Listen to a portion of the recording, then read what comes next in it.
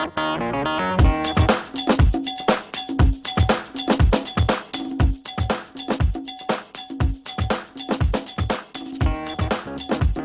un débat n'est pas chose facile. C'est vrai que vouloir essayer de convaincre une personne et de lui faire accepter nos idées est difficile. C'est pour ça qu'il faut s'armer avec certaines techniques qui nous permettent d'être convaincants et persuasifs.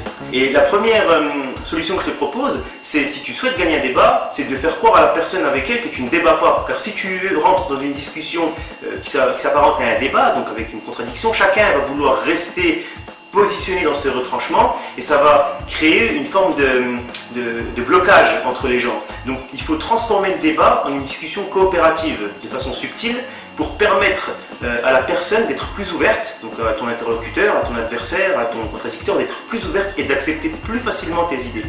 Par exemple, si tu es emmené à discuter sur un sujet, donc là, une fois que la personne aura terminé de s'exprimer sur ses idées ou sur ses opinions, toi ce qu'il va falloir que tu fasses, plutôt que de dire je ne suis pas d'accord avec toi, c'est dire il est vrai que tu as raison sur certains aspects, toutefois je pense que, et là tu parles de tes idées.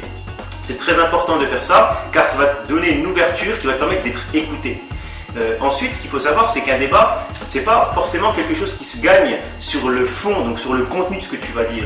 Il y a énormément d'études qui ont été menées par des psychologues et des sociologues et des spécialistes du domaine et de la communication qui montrent que ce ne sont pas les gens qui en connaissent le plus qui sont écoutés, mais c'est ceux qui ont une apparence qui donne envie d'être écoutés. Donc c'est des gens qui inspirent confiance, des gens qui lorsqu'ils s'expriment vraiment dégagent un charisme particulier qui donne envie d'être suivi. Donc à ce niveau-là, le débat ne va plus être gagné sur le fait de la raison, donc sur la logique, sur les connaissances, sur la justesse, il va être gagné sur les émotions.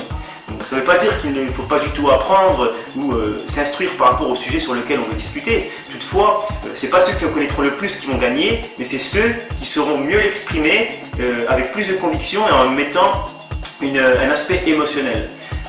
Ensuite, ce que tu dois faire si tu veux gagner un débat et convaincre une personne de la véracité de tes propos, ou du moins essayer de l'emmener vers le chemin dans lequel tu souhaites l'emmener, c'est de rester poli avec cette personne. Car très souvent, on a conscience que lorsqu'on discute avec des individus, ça dégénère très rapidement. C'est-à-dire que lorsqu'on n'est pas content, chacun se positionne dans ses retranchements, mais là on sait que c'est peine perdue et ça ne sert plus à rien de vouloir discuter avec cette personne lorsqu'on était impoli ou qu'on a eu un comportement déplacé envers notre contradicteur.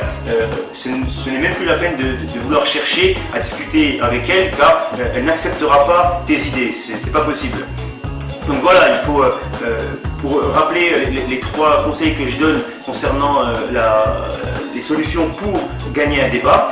La première solution donc, que je t'ai proposée, c'est de ne pas essayer de gagner le débat, donc de rester dans une démarche coopérative avec la personne pour vraiment l'emmener de façon subtile à écouter ce que tu as à lui dire.